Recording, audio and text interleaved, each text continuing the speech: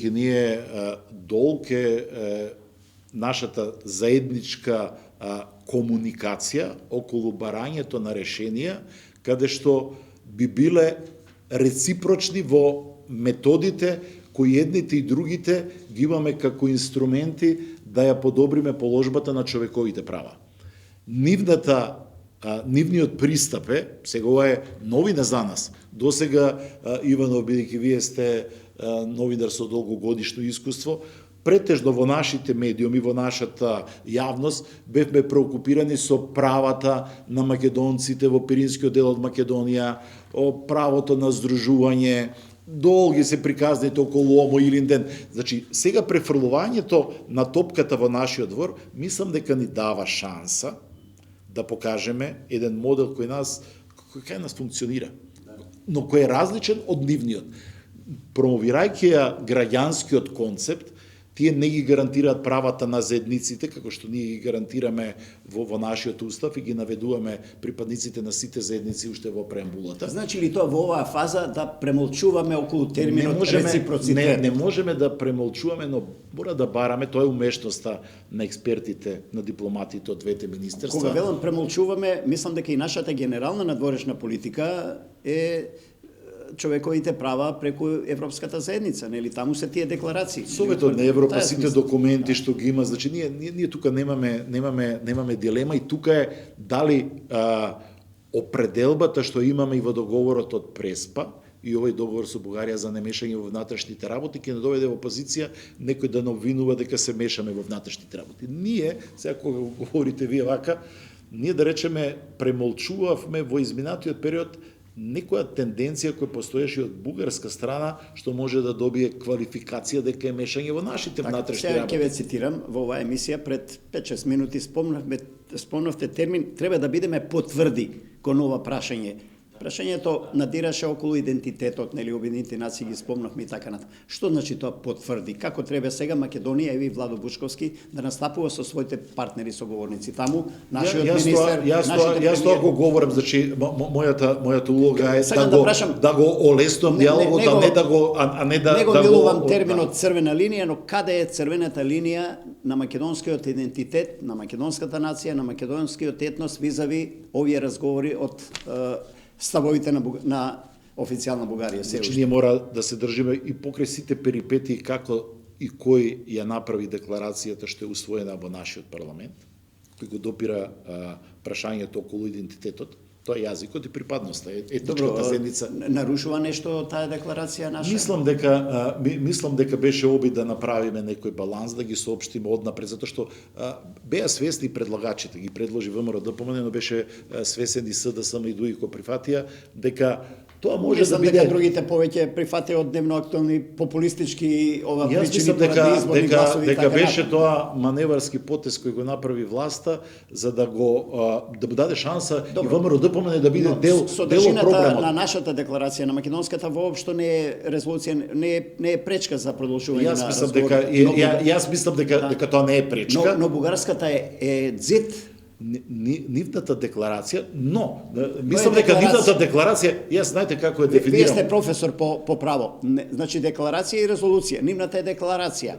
Тоа значи став. Тоа не е документ кој обврзува. Но е постигнат со висок степен на консензус и тие велат постигнавме ние национален консензус. Има ли шанса новиот парламент на предлог на новата проевропска влада, очекувањата се такви, нешто да промени во таа декларација или да направи нова декларација? Ја мислам за разлика од вас, тој го говорам трагајки по решенија и во неформални разговори со дел од политичката елита во Бугарија, дали е тоа сегашната. Постојано сите се вадат на таа декларација. Јас тоа говорам. Дали ова таа блокада, дали овај ѕидот што нивната дефиниција вика тоа е лавиринт низ кој треба заеднички да минеме. И сега јас обидувам и тоа го говорам и со премиерот и со министерот за надворешни работи кога разменуваме мислења и ги пренесувам пораките каде е маневарскиот простор што можеме ние како македонци, затоа што пред се јас имам исклучително разбирање за дел од позициите кои ги има бугарската држава. Затоа што ако сме напишали вие на почетокот така кажем, дека треба заедничката комисија за историски образовни прашања да постигне некој напредок во изнаоѓањето на личности настани кои не обединуваат. И почна многу добро. Речеме, јасно е дека светите браќа Кирил и Методи, Климент и Наум, дека се тоа што е заедничко меѓу двата народи, меѓу двете држави. Значи тоа е меѓу словенските. Веќе не се само бугарски браќа, бидејќи и од други Но тука сакам да кажам, но во таа зовриена атмосфера, кога се собира во предизборието поени на Македонија, да речеме на предлог на ВМРО на Каракачанов во парламентот помина за ова што говорите дека не се тие словенските браќа, туку тоа се бугарските, тоа ја испровоцира реакцијата на Чешка и Словачка, значи и на други земји, други земји кои се дел од милје. така е. Значи тргнувајќи од ова, се што говориме, значи дел од барањата и самите станаа свесни, кога дојдовме Самуел, Гоце Делчев, за тие две личности се водеше разговори во изминатите година и пол. Самите представници на бугарската влада или бугарскиот председател говори дека не биле разбрани во Европа, затоа што Европа реално не може да даде поддршка на бугарските барања во тој правец. И затоа сега, ги гледате отворено, говори и нивниот службен премиер Јанев, дека по промената на нивната концепција и стратегија почнале во Европа да наоѓаат на разбирање за правата на бугарите во нашата држава. Постојат, меѓутоа, почетокот е само желба за власт. И желбата за власт... Добро, партиите и постојат да бидат на власт, не се формираат за да бидат во опозиција. Меѓутоа, во таа желба за власт доаѓа до приближување на политичките партии од различна национална припадност, од интереси, така почнува. Меѓутоа, кога ќе почнат да владеат или да соработуваат институционална и така натаму, тогаш веќе само по себе се создава таа комуникација, која има разноликост, има за обични интереси, лични интереси, групни интереси, институционални интереси и државни интереси. Нема време за емотивно-национални изјави во практикување на власт. Таа привилегија останува уште на опозицијата. Самите институции дават и една друга можност, пошто сум поминал низ тоа, дури ги доаѓат до една, се рафинираат самите луѓе. Од тој примитивен национализам во институција он полека се рафинира и сваќа дека не е се како што мислел пред да биде во институцијата, да раководи институција или орган на државата, тогаш веќе се менува, мислам, во однос на таа политичка култура на комуникација. Добро, Рамадан. Значи, еволуираме во позитивна насока, како добро ве разбирам, генерално политички. Да, генерално да. Можам да разбирам дека сте, може би, емотивно врзан за Зоран Заев, бевте негов советник и така натаму, поддржувач на некој начин. Едно општество за сите е мртво со одењето од политиката на Зоран Заев? Или има некои коренчиња кои ќе продолжат да виреат? Не, мислам дека не е мртва, затоа што самото влијание на Заев во концептот веќе има луѓе кои бевме околу него, беа околу него и верувам дека нема да отстапиме така лесно. Ова ваше 30 годишно интензивно следење на политичките процеси и во нема да се дава ли за право да верувате дека ми дава, знаете зошто ми дава за право? Етничките теми и прашања ќе ги маргинализираме до крај и тука само да ја прашам дали има шанси и дали има потреба нешто и во уставот да се промени конечно околу проценти и така натаму. Граѓанско општество можно ли е со такви брани ограничување што ги имаме во Уставот, или може конечно да се направи една уставна платформа во која вредностите на граѓаните ќе доаѓаат до израз, а не нивната национална припадност. Во таа смисла Па знаете што ова е поврзано и со нашиот напредок кон евроатлантските, односно европските интеграции сега. Ако тие вредности за кои ние стремиме треба да бидат наш секојдневие утре, тогаш во тие вредности и со тие вредности најблизок концепт, најдобар концепт е граѓанскиот концепт, односно општество, еднакво општество за сите. лидершипот. Јас не велам дека тогаш нема да се негуваат националните потреби, националната култура, јазикот, посебностите и така натаму. Но партиски директори барем не мора да имаат по секоја цена, и тоа ми е зборот. Во разни кризни ситуации, како што е пеби ова со ковидов, две држави, не е ништо непознато, членки на НАТО, сега Македонија, Република Северна Македонија и Република Бугарија, имаат спор. Не е непознато земји членки на НАТО да имаат спор, како што најфлагрантно Турција и Грција.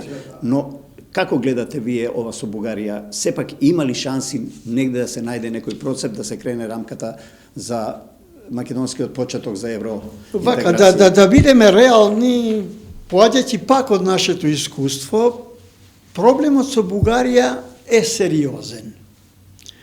Меѓутоа, тука е придобивката. Ние сме членка на НАТО и ние сме сојузници со Бугарија во НАТО. Тоа е една можност да нашите заеднички сојузници да бидат искрено инволвирани во проблемот, за да може да се извлече тоа што е најдобро. И верувајќи во тие европски вредности или евроатлантски вредности, тогаш мислам дека Бугарија се наоѓа сега во потешка ситуација, односно состојба, за да се извлече од ова ситуација. Зошто? Прво, Бугарија треба да знае дека и таа кога влезе во Европска Унија и во НАТО, односно во НАТО 2004-2007 во Европска Унија, и таа тогаш и тие знаат дека не биле исполнети тие критериуми и стандарди. А зошто влегува? И тој одговор тие го знаат најверојатно, поради геополитиката или стратешките цели на НАТО и на европските земји. Јас имам неколку чекори по кои што треба да се дојде до решението, и тоа го напишав во еден напис за цивил. И се уште стојам до тие мои определби, од кои што може би првиот чекор нема да се направи, зашто е изминато време од кога го пишував тоа, меѓутоа тоа е наша работа. Професионалците тоа треба да го направат. Политиките се тие кои што го оставија ново мало старите стотина куки. Момент ги оставиле да живеат во такви услови, што значи не смогнала снага државата да ги расчисти, ние тоа го викаме, значи тоа да го сруши, зашто е субстандард. Значи, како вреднување... Што значи да се сруши? Значи експроприација, станови, договор, локација. Има многу начини, тој е процес кој што трае од кога е државата.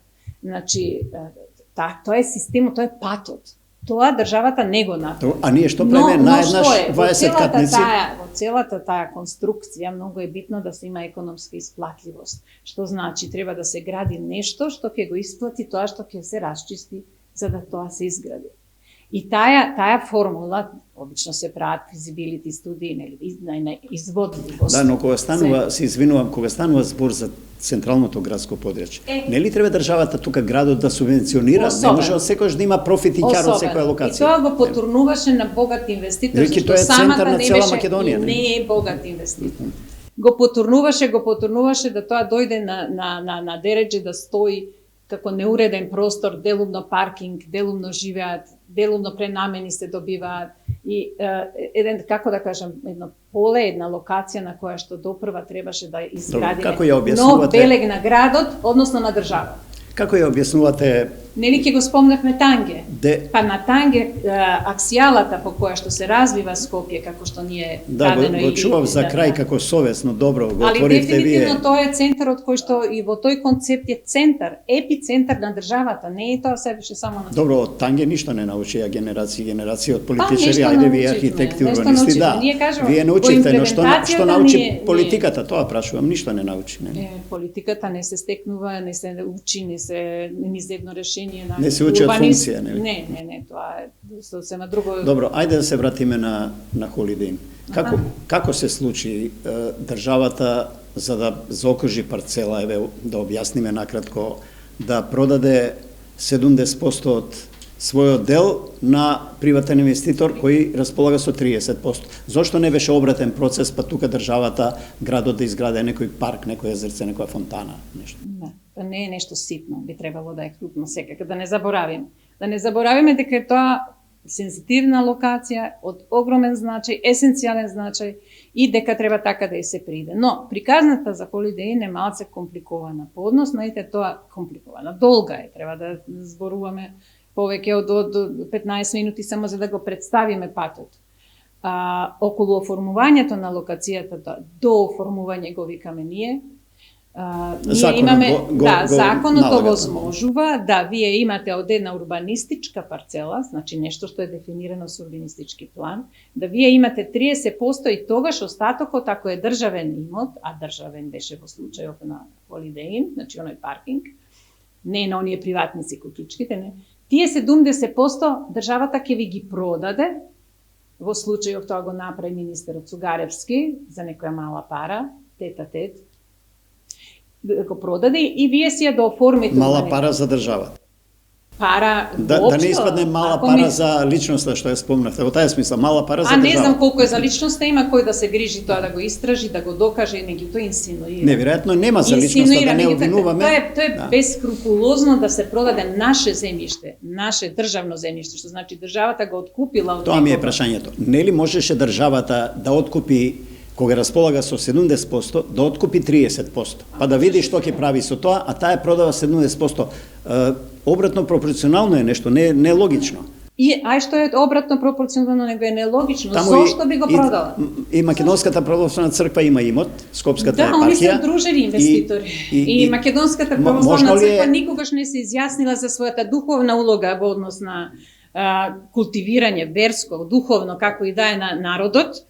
Можно ли е нејзино, под нејзин притисок и влијание, сега, ајде јас малку шпекулирам во прашање, дали е можно под нејзино влијание да се случи оваа трансакција, трансфер на државното земјиште во приватно? Сега можам да објаснам како се вовлекла црквата во целата работа. Таа имала некаков свој имот порано, собственост, така викаме ние. Значи, дел од оваа парцела, која што се дооформувала со тие 70% што ги спомнуваме, е и на црквата. И таа станува со новите собственици еден конзорциум кој што одлучува што понатака. И таа се сложува, влегува во таков еден бизнис проект во кој што заправо се дооформува парцелата, се предлагат станови да се градат таму, значи нешто се отстапува, не е тоа, и се предлага, односно се спроведува план кој што нема легитимитет. Што би можела Македонската православна црква да добие од тој објект? Запамтете го ова за Holiday Inn. Деталниот урбанистички план е без легитимитет. Ќе дојдеме до тоа. Само да завршиме со Holiday Inn. Да биде проектот, бизнис проектот и архитектонскиот проект легален, ако нема детален урбанистички план, тука постои. Јас не би навлегувала воопшто во анализи дали тоа ќе се случи во декемвриот и ние до сега слушнавме многу датуми. Мислам дека веќе почнува да станува и вулгарно да се зборува, да се предвидува и мислам дека е многу несериозно. Значи, не е во ред на граѓаните да им оставаме впечаток дека сега нешто ќе се случи, па ќе се случеше минатиот пат, ама ете ова не спречи. Се промени некоја гарнитура политичка во Бугарија, нешто остане исто, нели? Нешто се промени во тај смисла. Бугарија си има еден став кој што го потврдија. И тие за ова прашање точно знаат што мислат. Ете и ние се потрудивме преку парламентот нешто да обезбедиме некоја политичка слика за тоа што ни се црвените линии, меѓутоа не дознавме многу за кај нас тоа. е резолуција, кај нив е декларацијата малку пофлексибилна, тоа е сепак еден вербален консенсус. Во Кај нас е рете, документ, во рете, не? меѓутоа, и од двете страни има некое размислување меѓу политичките партии, Бугарија е тотално кристално јасна која политичка гарнитура и да дојде, јас мислам дека нема да има некои големи поместувања, и тоа ќе го објаснам зошто е тоа така, заради тоа што ние со Преспанскиот договор овозможивме да се отвори таа вратичка во која викаме сега, значи повелете сите кои што имате нешто што мислите дека треба да се искористи, оти ова е тој момент кога сте во помоќна ситуација да ја оценувате дали Македонија не е битно. Значи истото беше со Словенија и Хрватска, истото Хрватска го прави со Србија, Бугарија го прави со Македонија. Значи тоа беше едно очекувано сценарио. Многу ме вознемируваа изјавите кога слушав, ама ние сме сега изненадени. Зошто да сте изненадени? Како можевте да не предпоставите, имајќи го предвид Преспанскиот договор, имајќи ги предвид арбитражата меѓу Словенија и Хрватска, како може да имаме аналитичари кои што се постојано изненадени? Уште од времето на после Георги Димитров, доаѓањето на Тодор Живков, значи историски Цола Драгојчева и Македонската академија и Бугарската академија на науките, војната само се разгорува, нели? Некоја стишува, но таа ја има. И сега што натаму? Значи има многу работи што треба Ако добро ве разбирам, Македонија е во ѕид во однос на Бугарија. Резолуцијата, декларацијата што Бугарскиот парламент ја крена минатата година е ѕид кренат сама за себе и Бугарија да сака сега не може да исчекори, или може би новиот парламент има ли некаква шанса, вие сте дипломат по вокација? Јас верувам дека има Меѓународната шанса. дипломатија, европската и американската, да потурна за да се најде формула, односно формулација во која, како велат, никој да не биде повреден и загрозен И емотивно. има за тоа шанса. Значи за тоа има многу опции, меѓутоа тоа се сите работи што тој тим јас што го заговарам требаше да седи и да го разгледува до сега. Не да збориме за некој roadmap или не знам патна карта ја преведуваат, кои што ете колегите нешто работеле или ете ние сме спремни на некои компромиси. Значи ова треба да биде full time job, на некој да седи и да размислува. Ако нивната реакција е ваква, каква ќе биде нашата реакција? Верувам дека искусни преговарачи или ментори кои што ќе работат со нашиот тим, ќе може да им помогнат да ги Добро ве согледаат. разбирам, наши ве истрчаја на дипломатскиот терен во однос на ова со Бугарија без тренинг. Апсолутно. Значи, ние се уште немаме тим. Ние се уште, например, си размислувам дека за овие прашања, на оваа држава, во овој момент, не може вие да дозволите да имаме министерство од, 3-4 ката и еден кат да не се занимава само со ова прашање. Значи, упорно го повторувам тоа и мислам дека конечно ќе се најдат луѓе кои што ќе размислат за тоа какви ресурси ни требаат, кои теми треба да се обработат, кога ќе се прават концесии, кој со кого ќе преговара. Се злоупотребува ова прашање политички овде на македонскиот домашен терен? Не, меѓутоа ова прашање се покрена заради многу политички поени кои што требаше да се добијат. Значи ова прашање по самата природа е политичко, не Добро, може ако да добро биде. ве разбрав, удривте блага критика за Преспанскиот. Не ни требаше Преспанскиот? Јас напишав текст за Преспанскиот уште од многу одамна и она што многу ми пречеше во тој период, што ние како општество не оставивме простор за критичко размислување. Сите тогаш неуморно делевме комплименти, награди, се зборуваше за Нобелови награди. Меѓутоа, она што ние локално, билатерално тука го правиме, мора да сватиме дека е дел од една поголема слика на таа супранационална поставеност на работите, дека ние сме создале меѓувладини. Сакам да речам дневните случувања, ова агресивно темпо на политички случувања, секоја година избори имаме, буквално 5 години поред, 5 изборни циклуси со се референдумот. И колку да сакам да направам квалитетна економска дебата, неделата договараме едно, јас понеделник нели ги водам, до понеделникот наутро веќе состојбата е сменета, ние имаме некое случување на политичката сцена и мора да се носиме со тоа дневно темпо, за жал. Добро, но малку, еве, спомнавте турските серии, кога анализиравме нешто околу гледаноста, рейтингот и така натаму. Влијанието е важно или гледаноста во медиумот, во телевизијата? Добро, заедно да тие би ја додала тука и довербата. И довербата. Може би те гледа помал обсек квантум на луѓе, ама тие што ме гледаат би сакала да ми веруваат на тоа што ќе им го А кажам. темите политички или бизнис економски сепак повеќе привлекуваат политичките, така лепат повеќе Па публика. лепат, ама ако отворите вести дека струјата ќе поскапи за 20%, не знам баш дали нема и тоа да залепи. Како вест зборувам. Не патам од тоа дека дневникот или вестите мора да почнат со политичка тема. Почнуваат со тема што заслужува прва приоритетно да ја слушнат Ја гледачите. спомнавте струјата. Планирав и прашање. Енергетска криза иде како тивок бран или ни се заканува како цунами? Неподготвени сме како држава? Не се сеќам ние зашто уопште сме биле подготвени до сега за вакви формати и на кризи и на све, па и за енергетската криза.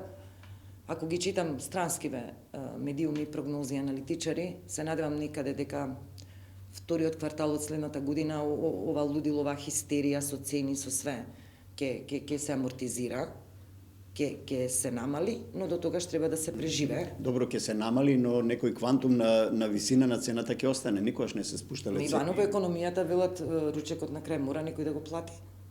И ние нема бегање од тоа. Не чека тешка зима и пролет.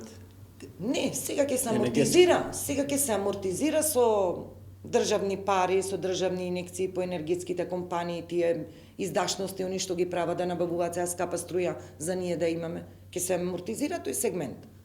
Но, ќе дојде време кога вистински ќе треба да платиме Добро, но парите цех каде на струја. ќе одат за струја, тоа значи дека ќе останеме без дограда на автопатот, без капиталните инвестиции, нема други резерви. Ќе се најдат фондови, дај Боже, оние тие што ги планирале да ги искористат 600 милиони евра планирани за до година, јас сум тотален скептик према оваа сума дека ќе се реализираат, пари ќе има. И ќе се задолжиме и пари ќе се најдат, ама пак потоа некој ќе треба тие пари да ги алиментира, а тоа ќе бидеме ние граѓаните. Отсуство на енергетска стратегија ние имаме, за волја на вистината. Ниту една влада до сега за ниту едно главно стратешко прашање не покажа конзистентност.